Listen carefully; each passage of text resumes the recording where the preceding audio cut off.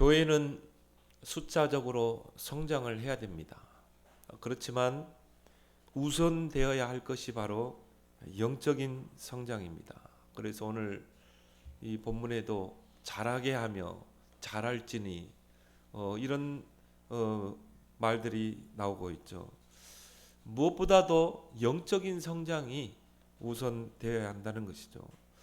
그래서 오늘 13절에도 우리가 다 하나님의 아들을 믿는 것과 아는 일에 하나가 되어 온전한 사람을 이루어 그리스도의 장성한 분량이 충만한 데까지 이르르니.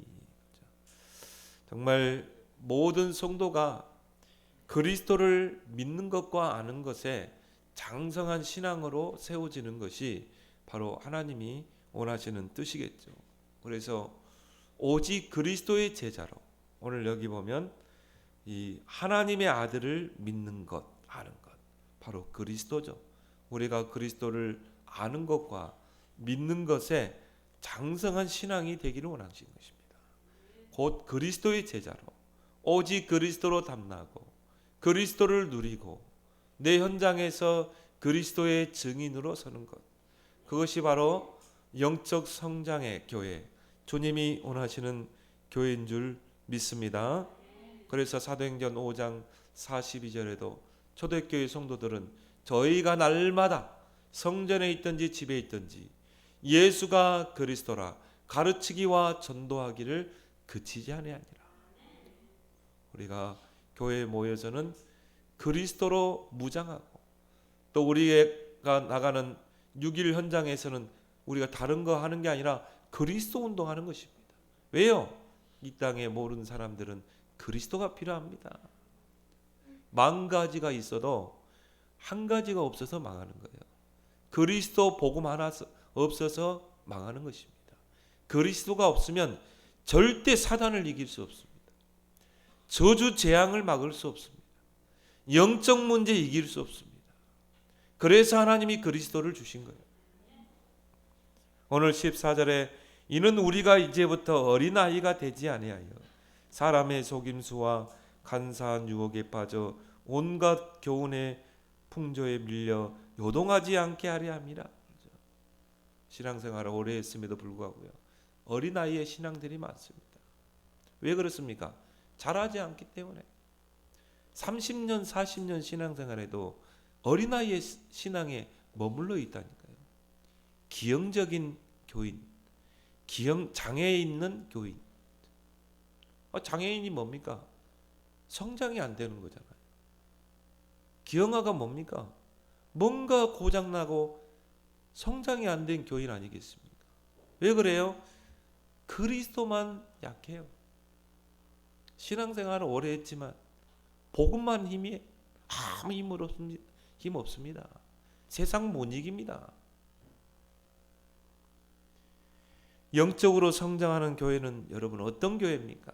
첫 번째로 성령이 하나 되게 하심을 힘써 지키는 교회입니다. 오늘 3절에 평안에 매는 줄로 성령이 하나 되게 하신 것을 힘써 지키라. 성령의 하나 되게 하심을 힘써 지키라. 하나됨의 반대는 분열이죠. 교회가 하나 될 때 큰 힘을 발휘하게 됩니다. 시대를 바꾸게 돼 있어요. 시대를 살리게 돼 있어요. 초대교회가 어떻게 핍박 속에서도 3,000 제자를 이루고 세계복음을 할 수 있었는가? 초대교회는 138 언약으로 딱 하나 됐어요. 오직 그리스도, 모든 성도가 오직 그리스도로 답이 난 거예요. 오직 하나님 나라에 방향 맞춘 거예요. 오직 성령 충만 속으로 들어간 것입니다. 그러니까 어떻게 하세요? 핍박과 박해 속에서 3,000 제자를 이렇게 세우고 세계 복음화를 이뤄내잖아요. 우리 민족에게는 뼈아픈 과거의 상처가 있습니다. 공산주의에 의해서 남한이 침략당하게 되고 초토화되는, 남북한 300만이 죽었다니까. 그래서 어디까지 밀렸습니까? 자, 부산까지 밀렸잖아요. 부산 낙동강만 남겨두고 전 국토가 공산화됐어요. 그때 그렇게 하나 되지 못한 한국 교회가 그 부산에 모여서요, 목사님들 중심으로 기도 운동이 일어난 것입니다. 나라와 민족을 놓고 기도한 거예요. 이제 부산만 빼앗기면 전 국토가 공산화되는 위기였습니다. 전 교회 목회자와 장로들 그리고 성도들이 모여서 교회에서 기도 운동을 일으킨 것입니다. 그런데 어떻게 했습니까? 미국을 비롯하여 유엔 그 참가국들이 저 한국의 한반도에 전쟁에 참여하기로 가결했다니까요. 하나님이 하신 일입니다. 그래서 인천 상륙 작전을 통해서 결국은 공산당을 몰아냈잖아요. 기도로 우리가 하나 될 때 큰 힘을 발휘하는 줄 믿습니다. 근데 하나 되지 못할 때마다 교회만큼 잡음 많은 것도 없어요. 교회는 하나 안 되면요, 사분 오열됩니다. 잡음이 많습니다. 그게 바로 고린도 교회 아닙니까? 우리가 고린도 교회에 대해서 쭉 살펴봤잖아요. 고린도 교회는 이게 하나가 안 되는 거라. 유대인과 이방인들이 섞인 교회가 고린도 교회 아닙니까? 그런데요, 서로 자기 주장하고, 나는 아볼로파, 나는 게바파, 나는 바울파, 나는 예수파, 하나가 안 되는 거라. 유대인과 이방인이 복음 안에서 하나 돼야 되는데 하나가 안 되는 거예요. 그러니까 교회 안에서 여러 가지 말이 나오고 분쟁이 나오고, 한국교회 분열사를 이렇게 보니까요, 한국교회가 120년 전에 교회가 들어왔잖아요. 선교사들을 통해서. 그래서 곳곳에 교회가 세워졌는데 한국교회는 계속 분열을 하는 거죠. 신사참배 가지고도 분열했다니까. 한쪽에서는 아니 뭐 그냥 절하자, 마음으로 우상숭배 안 하면 되지 않겠냐. 근데 소수의 깨어있는 목회자들이 아니다, 어떻게 우상 앞에 절할 수 있냐, 어떻게 사단과 하나님을 같이 섬길 수 있냐, 생명 걸고 일사가고 우리는 신사참배 반대한다. 그렇게 해서 하나님이 그 소수의 목숨 건 우상숭배와 목숨 걸고 싸운 자들을 통해서 하나님이 한국교회를 회복시켰잖아요. 그런데도 그 신사참배에 대해서요, 회개하지 않은 목회자들이 많았어요. 하나님이 여지없이 어떻게 합니까? 저 공산주의를 통해 남한을 공산화시켰잖아요. 지금도 한국교회는 하나 되지 못하고 있습니다. 수많은 교단들이 난립하게 되고, 그 왜 그렇습니까? 하나 되지 못하기 때문에. 그래서 저는 이 캐톨릭의 장점 하나가 있어요. 캐톨릭은 전혀 복음적이지 않습니다. 성경적이지 않습니다. 캐톨릭은 성경보다 교리를 우선합니다. 성경보다 전통을 우선시합니다. 그래서 캐톨릭의 교리대로 믿으면 절대 구원 못 받아요. 근데 캐톨릭의 장점 하나가 있습니다. 로마 카톨릭 중심으로, 교황 중심으로 딱 하나 되잖아요. 그거는 본받을 만해요. 루터가 1517년에 종교 개혁을 일으키게 됩니다. 그렇게 해서 그 캐톨릭에서 나온 게 우리 개신교 아닙니까? 기독교. 큰 집에서 떨어나간 작은 집이 아니라 우리는 성경을 회복한 것입니다. 그래서 개혁교회라고 그래요. 원래 있던 것을 회복한 교회입니다. 그래서 이 캐톨릭이 진짜 한 방을 맞은 거예요. 그래서 캐톨릭 교회가, 로마 캐톨릭 교회가 희청거렸다니까요. 그때 로열라를 통해서 이 예수회라는 조직이 생깁니다. 이 예수회 조직들이 교황 중심으로 캐톨릭을 다시 규합한 거예요. 이게 반종교 계획입니다. 그래서 이 교황 중심으로 우리가 하나 되자, 교황에 목숨 걸자, 이런 운동이 캐톨릭 안에 일어난 거예요. 그래서 지금도요, 캐톨릭에서는 교황을 파파라고 그럽니다. 아버지라고 그럽니다. 그래서 뭐 교황이라면요 뭐 다 무릎 꿇잖아요. 강력한 중앙 집권입니다. 그렇게 해서 교황이 메시지를 선포하면요 전 로마의 전 세계 성당에서 같은 메시지로 딱 일맥상통하잖아요. 그게 캐톨릭의 힘이에요. 근데 성경대로 이 떨어져 나온 개혁교회가 하나가 안 되는 거예요. 그러니까 힘이 없는 것입니다. 이 귀한 복음을 우리에게 맡겼음에도 불구하고 교회의 연합과 통일은 교회의 본질적인 요소 중에 가장 중요한 요소죠. 교회는 연합돼야 돼요. 수천 개, 수만 개 교회가 있다 할지라도 교회는 연합되고 통일돼야 돼요. 오직 그리스도 안에서 하나. 오직 세계복음화 언약 안에서 연합. 그게 교회가 돼야 된다는 거예요. 그게 본질 중에 본질인 것입니다. 그래서 오늘 3절에 평안에 매는 줄로 성령이 하나 되게 하신 것을 힘써 지키라. 모든 성도가 오직 그리스도, 오직 하나님 나라, 오직 성령 언약으로 하나 되면 어떻게 돼요? 교회가 잠잠해요. 평안해요. 고요하게 돼 있어요. 왜요? 그 속에서 한 방향이 있고 그 속에서 한 내용이 있고 그 속에서 한 기도 제목이 있기 때문에 그 교회는요 절대 흔들리지 않습니다. 평안에 매는 줄 성령의 하나 되게 하심을 힘써 지키라. 그러려면 우리는 어떻게 합니까? 오늘 1절 2절에 그러므로 주 안에서 갇힌 내가 너희를 권하노니 너희가 부르심을 받은 일에 합당하게 행하여 모든 겸손과 온유로 하고 오래 참음으로 사랑 가운데서 서로 용납하고. 왜요? 우리는 같은 언약을 붙잡았잖아요. 하나 된 언약, 하나 된 기도 제목, 그걸 가지고 우리는 한 방향을 향해 가잖아요. 그것 때문에 우리가 부르심을 받았잖아요. 오직 그리스도, 오직 하나님 나라, 전도, 선교, 렘넌트 키우는 거. 하나님의 방법도 오직 성령. 우리는 성령이 인도받는 거. 그 안에서 우리는 부르심을 받았기 때문에 그 부르심에 합당하게 우리가 살면 돼요. 그래서 뭡니까? 서로 겸손하고 서로 온유하고 때로는 오래 참기도 하고 교회 안에 또 문제 일으키는 교인들이 있거든요. 오래 참고 기다려주고 또 사랑 가운데서 서로 이해하고 수용하고 포용하고 용납하고. 왜? 이런 것들은 다 서론이거든요. 우리의 본론은 뭡니까? 138. 그래서 여러분이 서론과 본론을 잘 구분해야 돼. 서론은 다 양보하길 바랍니다. 꼭 서론에 목매는 사람들이 있거든요. 중요한 것과 중요하지 않는 것,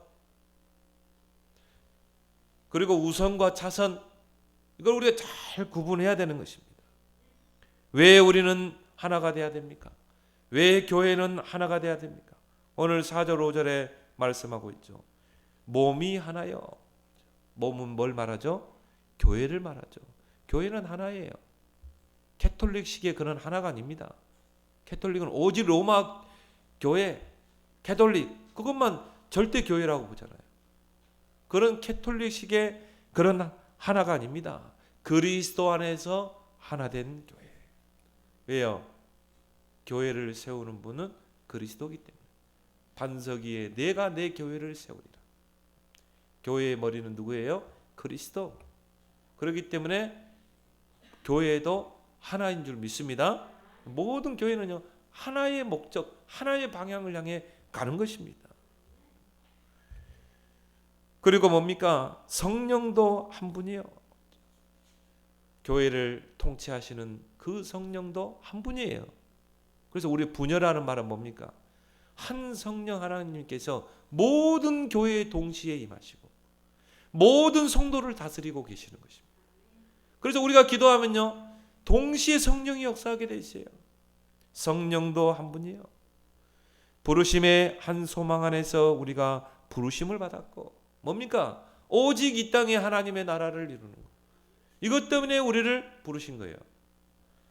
주도 5절에 보니까 주도 한 분이요.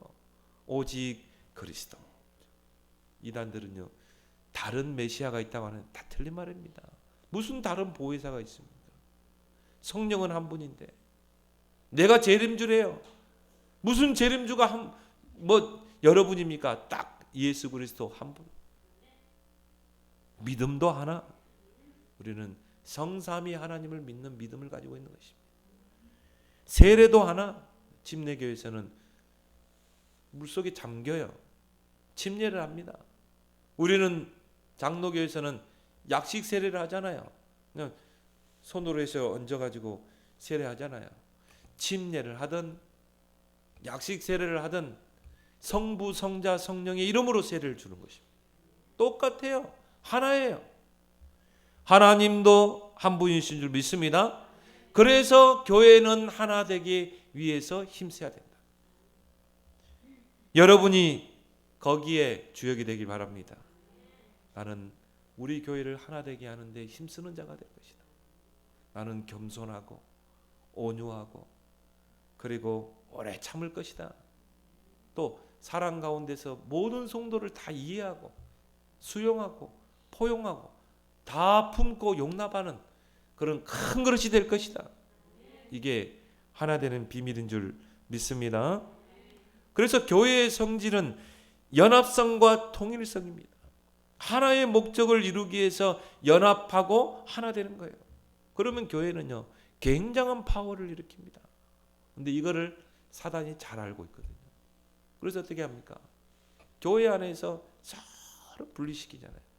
서로 하나 되지 못하게 하고 또 교회끼리도 하나 되지 못하게 하고 그래서 조금 마음 안 맞으면요, 떨어 나와가지고 또 다른 교단을 만들고 또 군소교단을 만들고 그렇게 해서 4분 5일 돼가지고 교회가 하나도 힘이 없어.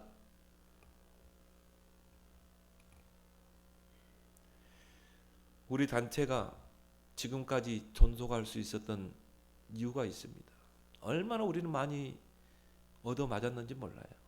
그런데도 하나님이 지금까지 우리를 세워나갔거든요. 이게 뭡니까? 하나, 딱 하나 되는 것입니다. 언약 안에서 하나 되는 거예요. 그렇죠? 그러니까 우리는요, 전체, 강단, 현장 이게 딱 하나 되잖아요. 함께 소통하고 함께 가잖아요. 함께 시간표를 보고 가고 함께 언약을 보고 가고 우리는 그래서요, 큰 일을 다 해냈어요. 알루듯이 세웠죠. 237 훈련센터 세웠죠. 그리고 지금 랩런트들이 일어났잖아요. 이게 연합성과 통일성인지 믿습니다. 그 누구도 무너뜨릴 수 없어요. 교회가 정말 한 언약으로 연합하고 통일하게 돼요. 우리 단체를 무너뜨릴 수 없습니다. 교회도 마찬가지.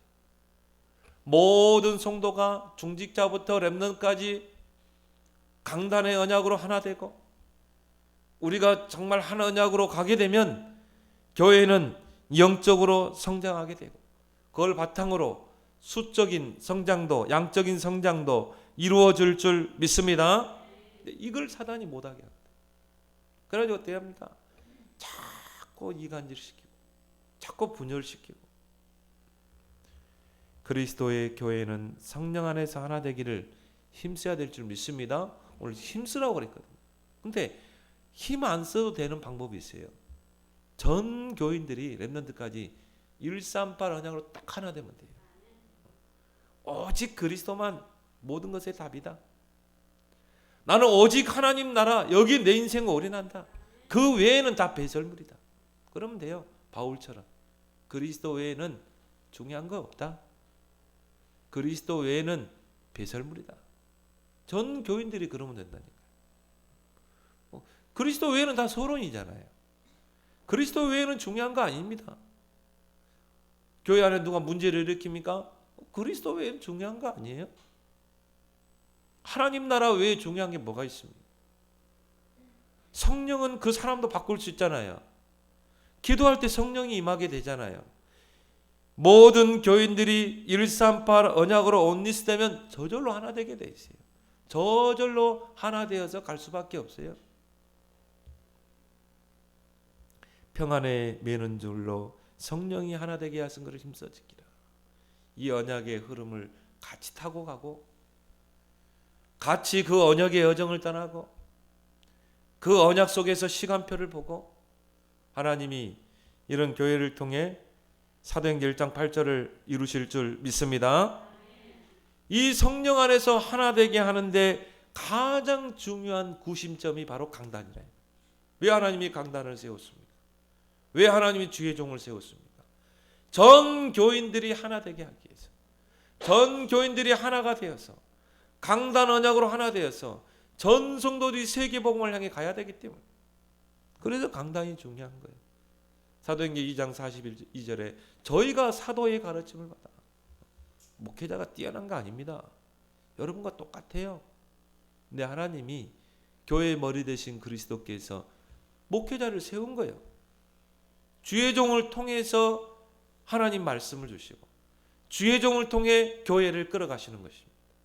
그래서 계시록에 보면요, 7별을 붙잡고 7금 초태 사이에 거니시는 그리스도. 7별이 누굽니까? 주의 종들 아닙니까? 주의 사자 아닙니까? 주의 종들을 붙잡고 교회를 다스리시는 그리스도. 그래서 여러분이 주의 종이 중요한 거예요. 그래서 주의 종을 놓고 기도하는 것입니다. 강단은 언약입니다. 우리가 한 방향으로 가는 언약. 강단의 언약을 놓치면 어떻게 돼요? 다 4분 5열 되는 거예요. 나는 이쪽으로 가고 저는 이쪽으로 가고. 근데요, 전 성도들이 강단을 통한 언약을 붙잡으면 어떻게 해요? 한 방향으로 가게 돼 있어요. 그래서 광야길 가는 이스라엘 백성에게 언약궤를 따라가라. 그 언약이 바로 방향탑니다. 어디로 가야 되는가? 방향을 제시하는 거예요. 그 언약궤가 요단으로 가면 내 생각 내려놓고 가야 되는 것입니다. 하나님이 기적을 이룰 줄 믿습니다. 강단은 언약이에요.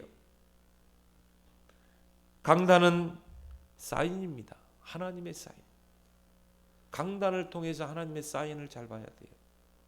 그래서 야구에서 이 투수와 누굽니까? 포수가 중요하잖아요. 포수의 사인을 통해서 투수는 공을 던져야 되잖아요. 그러면 어떻게 됩니까? 이 야구 시합에서 승리하게 되죠. 하나님의 사인이 바로 강단이에요. 여러분이 강단을 통해 하나님의 사인을 잘 볼 수 있어야 돼요. 강단은 소통입니다. 하나님과 교회와의 소통. 또 뭡니까? 하나님의 말씀과 성도 간의 교통, 소통. 이게 바로 강단이에요. 하나님의 말씀이, 하나님의 언약이 주의 종의 입술을 통해 강단을 통해 선포되고 그 강단의 말씀을 아멘으로 받는 성도들은 그 말씀 붙잡고 기도해서 모든 죽은 현장을 살리는 거예요. 뼈다귀를 살려내는 거예요. 성전 문지방에서 흘러나가는 물이 다 가는 것마다 소생시키고 살아나는 것입니다. 이게 소통이에요. 이게 끊어지면 어떻게 되겠습니까? 하나님과 강단이 끊어지면 어떻게 돼요? 강단과 소통, 성도들 간의 이 소통이 끊어지면 어떻게 돼요? 응답이 없습니다. 그게 에스겔 37장 47장 아닙니까?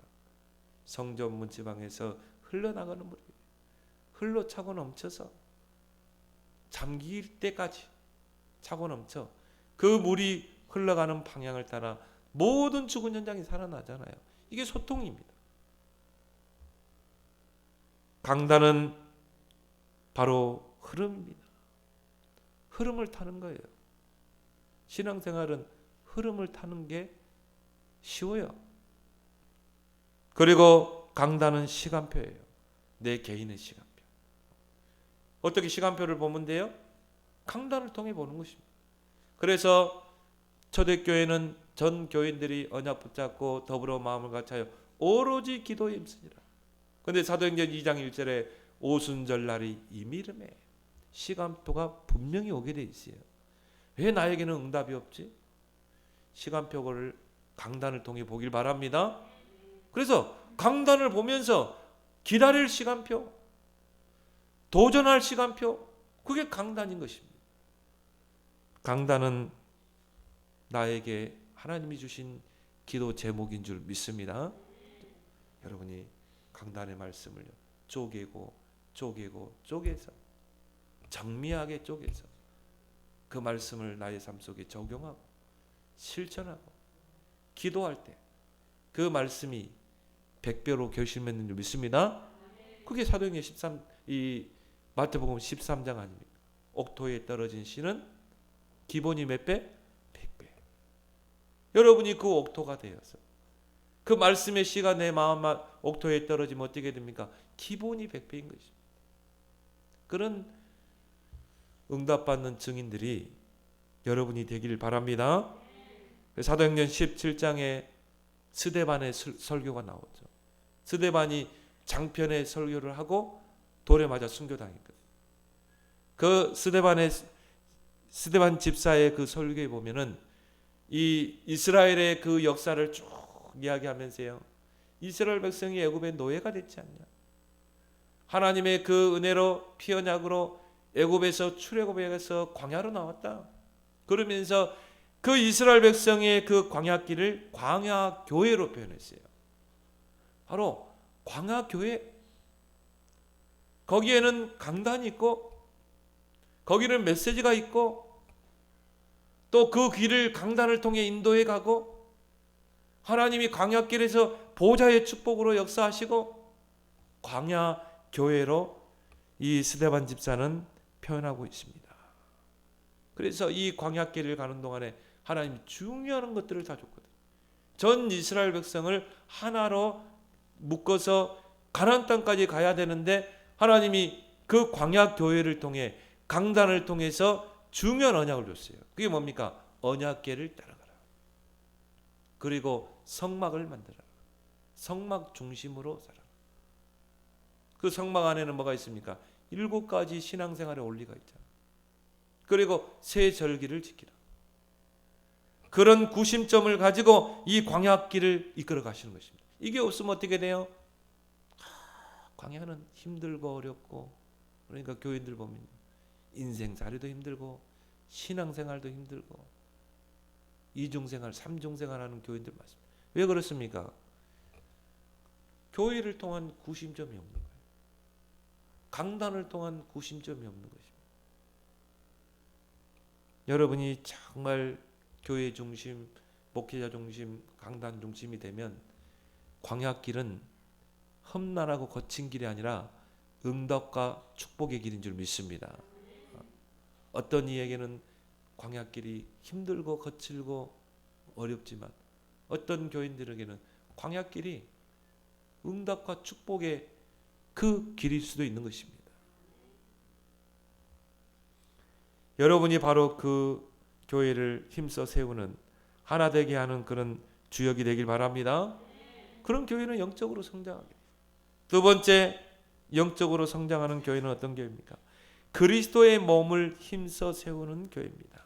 오늘 11절 12절에 보면 그가 어떤 사람은 사도로, 어떤 사람은 선지자로, 어떤 사람은 복음 전하는 자로, 어떤 사람은 목사와 교사로 세우셨으니 이는 성도를 온전하게 하여 봉사의 일을 하게 하며 그리스도의 몸을 세우게 하려 합니다. 그리스도의 몸을 힘써 세우게 하려 합니다. 그래서 교회를 통해 일하시는 분은 누구예요? 성령님입니다. 그 성령을 예수님은 보혜사로 이야기했죠. 보호하시고 은혜 주시고 교회와 함께 성도와 함께 일하시는 분, 이분이 성령님입니다. 그래서 교회와 성도들에게 다양한 은사와 직분을 줘서 교회를 세우게 하시는 것입니다. 그래서 고린도전서 12장에 보면 바울은 그 성령의 은사, 교회에 주시는 성령의 은사를 이야기하죠. 그래서 성도들에게 은사를 줘서, 직분을 줘서 교회를 세우게 하고 봉사의 일을 하게 하고 연약한 교인들을 세우게 하고 그리고 교회를 몸을 세우게 하는 역할을 하게 하는 줄 믿습니다. 그래서 교회를 세워나가는데요, 이 조직과 시스템이 중요합니다. 무엇보다도 교회 안에 시스템, 조직이 필요하거든요. 그래서 하나님은 교회 안에 직분을 세우는 것입니다. 중직을 세우는 것입니다. 그리고 기관을 세우고 구역을 세우고 여러 조직을 세우는 것입니다. 여러분이 바로 교회를 세우는 시스템이 되길 바랍니다. 그게 교회를 세워나가는 것입니다. 지금은 돌아가셨지만 옥하는 목사님, 지금 사랑의 교회 전 담임 목사님이시죠. 그분이 쓴 책이 평신도를 깨운다라는 책이에요. 제가 참 인상 깊게 제가 대학 논문을 쓸 때 그분 책을 많이 참고했는데, 그 평신도를 깨운다, 이분의 이 제자 훈련의 철학을 거기다 담아놨어요. 그리고 본인이 그 서초동에서 제자 훈련을 시작했던 그런 배경들을 쫙 기록해놨어요. 이분이 서초동에 건물 3층을 얻어서 교회를 세운 것입니다. 근데 이분이 항상 이분의 목회 철학은 뭐냐? 평신도를 깨워야 한다. 캐톨릭의 이다나라고 하는 한스 킹이 쓴 그 책들이 바로 평신도를 깨우라는 책들이거든요. 이 책에 영향을 많이 받았어요. 그래서 평신도를 깨우지 않으면 교회는 세워질 수 없다.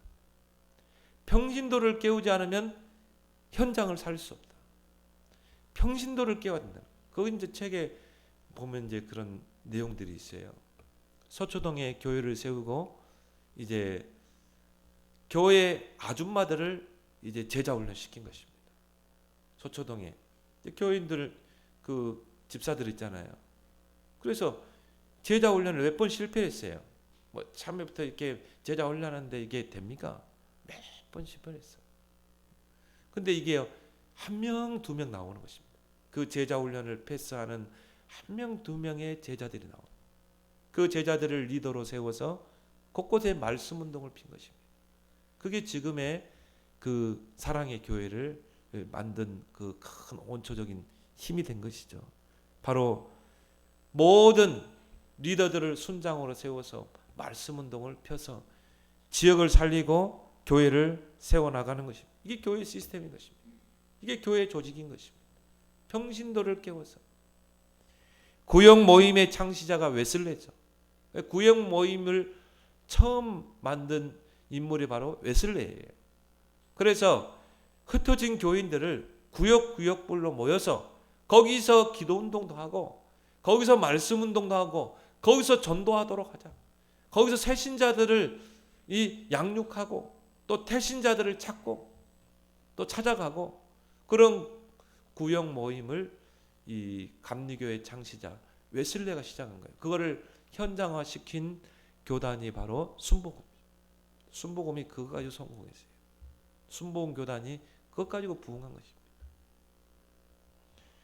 유대인들이 박해를 받고 정말 이 살해당하고 유랑 방황할 때 유대인들은 가는 곳마다 10명이 모이면 회당을 만들었어요. 회당 조직을 만든 거죠. 그게 지금까지 유대인들을 살아남게 하는 비결이에요. 이게 조직과 시스템인 것입니다. 그래서 초대교회는 로컬 처치, 파라처치가 균형을 이뤘어요. 로컬 처치는 뭡니까? 주일 교회. 파라처치는 뭡니까? 현장 교회. 주일에 교회에 모여서 예배드리고 하나님을 찬양하고, 흩어져서는 뭡니까? 현장 교회를 하는 것입니다. 이게 초대교회라니까요. 그래서 사도행전 2장 46절 47절에 성전에서 떡을 떼고 집에서 떡을 떼고 주께서 구원받는 수를 날마다 더하게 하시니라. 교회 내 조직과 시스템입니다.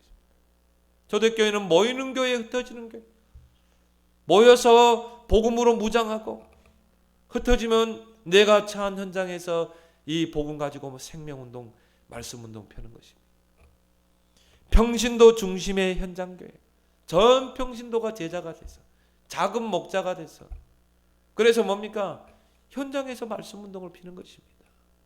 그래서 옥하는 목사님이 그 순장들을 작은 목자 이렇게 칭했어요. 그렇죠? 목사가 하는 일을, 작은 일을 현장에서 평신도들이 다 하는 것입니다. 현장에서 그 순장들 중심으로 거기서 새가족 양육하고, 또 그 모임에, 그 다락방 모임에 오지 않은 교인들을 신방하고, 또 병든 교인이 있으면 찾아가고 목사가 할 일을 다 하는 거야. 그리고 태신자들을 놓고 기도하고 거기서 또 예배드리고 평신도 제자를 세우는 것입니다. 오늘 11절에 어떤 사람은 선지자로, 어떤 사람은 복음 전하는 자로, 그렇죠? 교회 안에는 이런 전도 조직이 세워져야 하는 것입니다. 그래서 사모직의 완전 담난, 그리고 삼마스터, 구원의 길, 개인 양육, 사모들의 마스터, 삼핵심 제자, 정말 복음 들고 들어가서 말씀 운동 펼 수 있는 삼제자, 그리고 뭡니까? 순회 전도팀 5인 1조. 이런 시스템에 우리는 모든 방향을 맞춰야 될 줄 믿습니다. 이게 교회의 시스템이라. 이걸 통해 교회가 세워지고, 그걸 통해 교회 밖에 시스템 뭡니까? 우리 잘 아는 다락방, 팀사역, 미션홈, 전문교회, 지교회 현장에 쫙 가는 것입니다. 그렇게 해서 곳곳에서 말씀 운동을 펴는 것입니다. 그게 예수님의 지상 명령 아닙니까? 마태복음 28장 16절 1절에 너희는 가서 모든 민족으로 제자 삼으라. 아버지와 아들과 성령의 이름으로 세례를 베풀어 내가 너에게 분부한 모든 것을 가르쳐 지키게 하라. 이런 교회를 세우는 시스템이 여러분이 되길 바랍니다. 여러분이요, 딱 삼마스터로, 삼제자로 딱 세워져 봐요. 그 한 팀이 움직이는데 이게 마게도냐 로마까지 가게 되잖아요. 세 번째, 영적으로 성장하는 교회는 어떤 교회입니까? 유기체적으로 연결되고 결합된 교회입니다. 오늘 15절 16절에 오직 사랑 안에서 참된 것을 하여 범사에 그에게까지 자랄지라. 그는 머리니 곧 그리스도라. 그에게서 온 몸이 각 마디를 통하여 도움을 받음으로 연결되고 결합되어 각 지체의 분량대로 역사하여 그 몸을 자라게 하며 사랑 안에서 스스로 세우느니라. 오늘 여기 보니까 그에게서, 교회의 머리가 되시는 그에게서 온몸이 마디를 통하여 도움을 받고, 교회의 머리 되시는 그리스도, 우리 머리죠. 우리 신체로 비하면 그걸 통해서 몸이 지시를 받고 같이 하나로 결합되고 연결되고 움직이는 것입니다. 그게 바로 교회인 것입니다. 그래서 오늘 도움, 연결, 결합 이런 말을 많이 썼죠. 그래서 유기체라는 말은 뭡니까? 사전적인 의미로 보면요, 각 부분이 일정한 목적하에 통일되고 조직되어 있으며 부분과 전체가 필연적인 관계를 가지고 있는 조직체. 필연적인 관계. 뗄래야 뗄 수 없는 관계. 이게 비행기 하나 조립하는데요, 25,000개의 부속품이 들어간다. 25,000개. 근데 그거 하나 없어가지고 비행기 추락하잖아요. 제가 유튜브에서 보니까 비행기가 갑자기 잘 가다가 바다로 추락했어요. 나중에 볼트 하나 못 조여가지고 정비를 잘못한 거예요. 느슨하게 조여가지고 그게 풀리니까 날개가 부러져 버렸어요. 비행기 하나 움직이는데도요 25,000개 부속품이 들어가는데, 이 우리 몸 안에 모든 지체들 있잖아요. 이것이 결국 뭡니까? 머리의 통제를 받고 하나로 연결되고 결합되어서 움직이는 줄 믿습니다. 그래서 바울은 이 그리스도와 교회와 성도 간의 관계를 우리 몸으로 표현했어요. 신체로 표현했어요. 유기체적인 그런 관계로 표현한 것입니다. 그래서 우리 몸 전체를 움직이는데 중요한 기능을 하는 것들 몇 가지가 있습니다. 바로 뼈죠. 뼈가 없으면 어떻게 합니까? 사람이 지탱을 못해요. 우리가 뭔가를 짚을 때도 걸을 때도 이 뼈가 없으면 이게 짚을 수가 없는 것입니다. 하나의 골격이죠. 그 뼈에는 뭐가 있습니까? 골수가 있죠. 그 골수에서 피를 만들어내는 거예요. 그래서 적혈구, 백혈구, 중요한 이 피 중에 중요한 거죠. 역할을 하는 거죠. 백혈구는 뭡니까? 우리 안에 들어오는 병원체, 나쁜 세균들을 죽이는 역할을 하죠. 적혈구는 어떤 역할을 합니까? 산소를 운반하는 거죠. 우리 몸의 각 지체에 산소를 운반하는 기능을 하잖아요. 이게 바로 뼈입니다. 이게 골수입니다. 그리고 근육이 있죠. 근육이 없으면 걸을 수 없어요. 근육이 없으면 허리를 구부릴 수도 없습니다. 여러분이 물건 하나 짚는데 우리 몸의 모든 근육이 다 같이 연결되어서 이 물건을 짚게 되지. 그리고 우리 몸 전체를 유기체적으로 움직이는 게 바로 신경이죠. 뇌에서 명령을 내리면 그 신경 물질을 각 신경으로 전달하는 것입니다. 그래서 중추신경, 또 말초신경, 교감신경, 비교감신경, 우리 몸 전체에 그 신경이 퍼져 있어요. 그게 뇌를 통해서 신호가 전달되고 그게 각 신경으로 연결되어서 이게 움직이는 것입니다. 근육이 움직이고 뼈가 움직이고 관절이 움직이고, 이게 유기체적인 연합이라. 그리고 우리 몸을 지탱하는 것이 뭡니까? 혈관이죠.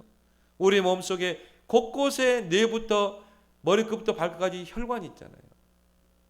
굵은 혈관도 있고 또 대동맥도 있고 또 뭡니까? 소동맥도 있고. 그걸 통해 피가 흐르잖아요. 그 피 속에는 우리 5대 영양소가 있죠. 그걸 통해 각 지체로 그 피가 영양소를 운반해서 어떻게 됩니까? 몸이 건강하게 되는 것입니다. 이게 바로 유기체적인 공동체인 것입니다. 이런 것들이 서로 연결되고 결합하고 서로 도움을 주고 서로 도움을 받는 것, 이게 그렇게 해서 우리 몸은 건강하게 성장하는 것입니다. 근데요, 이 모든 것 중에 한 군데라도 문제가 오면 어떻게 됩니까? 장애가 되죠. 질병이 오죠. 그리고 성장이 멈추게 되는 것입니다. 교회도 똑같아요. 머리 대신 그리스도, 그리스도의 몸된 교회, 그 교회 안에는 각 지체가 있죠. 중직이 있고 직분이 있고 그리고 기관이 있고 그리고 뭡니까? 또 교회 안에 주일학교부터 위원회가 있고, 그런 것들이 유기체적으로 서로 연결되고 결합되고 서로 도움을 주고 서로 도움을 받고 세워져 가는 것이 바로 교회인 줄 믿습니다. 이게 유기체적으로 잘 움직이고 소통할 때 그 교회는 영적으로 성장하게 되어 있는 것입니다. 그래서 저와 여러분들은 꼭 3가지 의식을 가지고 기도하길 바랍니다. 나는 주체의식, 지체의식, 공동체의식. 나는 우리의 뜸교회를 세우는 주체다. 구경꾼이 아니고 나는 주체. 여러분이 교회에 중요한 일 있으면요, 최고 앞장서 보세요. 그리고 나는 지체다. 나는 교회를 세우는 소중한 지체다. 바울은 고린도서 12장에서 뭐라고 합니까? 연약한 지체, 덜 귀해 보이는 지체, 작은 지체가 오히려 더 소중하다고 그랬어요. 고린도전서 12장 22절 23절. 우리가 볼 때 저거 뭐 지체 뭐 별로 소중하지 않은 것 같아. 작은 지체가 더 소중하다는 거예요. 여러분 발가락 하나 없어봐요. 절대 균형 못 잡습니다. 여러분 손톱 다 빠져봐요. 절대 물건 못 짚습니다. 여러분 코털 다 빼봐요. 당장 감기 걸립니다. 작은 지체, 덜 귀해 보이는 지체, 연약한 지체가 더 소중한 지체인 줄 믿습니다. 그래서 서로 연결되고 결합되고 서로 도움을 주고 서로 도움을 받고 그렇게 해서 교회는 세워져 가는 거예요. 그렇게 해서 성도들이 세워져 가는 것입니다. 어느 정도까지? 그리스도의 장성한 분량이 충만한 데까지. 그에게까지 잘할지니라. 그래서 오늘 16절에 각 지체의 분량대로 역사하여 그 몸을 자라게 하며, 각 지체의 분량, 나에게 맡겨진 분량. 여러분이 중직입니까? 나에게 맡겨진 분량. 왜 하나님이 나를 중직으로 세웠는가? 중직이 해야 할 일. 왜 나를 집사로 세웠는가? 집사가 해야 할 일. 그 각 지체의 분량이 있다 이 말이에요. 죽도록 충성하라. 그러면 생명의 면류관을 너에게 주리라. 여러분에게 맡겨진 그 직분의 분량, 여러분에게 맡겨진 교회를 세우는 그 사명의 분량을 잘 감당하여 교회를 세우는 그런 충성된, 그래서 다른 것까지 하나님 큰 것을 맡기는 그런 소중한 지체가 되기를 예수 그리스도로 축원합니다. 하나님 아버지 감사합니다. 오늘 본문을 통해 영적으로 성장하는 교회에 대해서 말씀 주셨사오니 우리 모든 성도들이 성령이 하나 되게 하심을 힘써 지키고 그리스도의 몸을 힘써 세워나가며 유기체적으로 연결되고 결합되고 서로 도움을 주고 서로 도움을 받아 건강한 교회로 성장하여 이제 3천 제자 시대 2천 5천 종족을 살리는 교회로 쓰임받게 하여 주옵소서. 예수님의 이름으로 기도드리옵나이다. 아멘.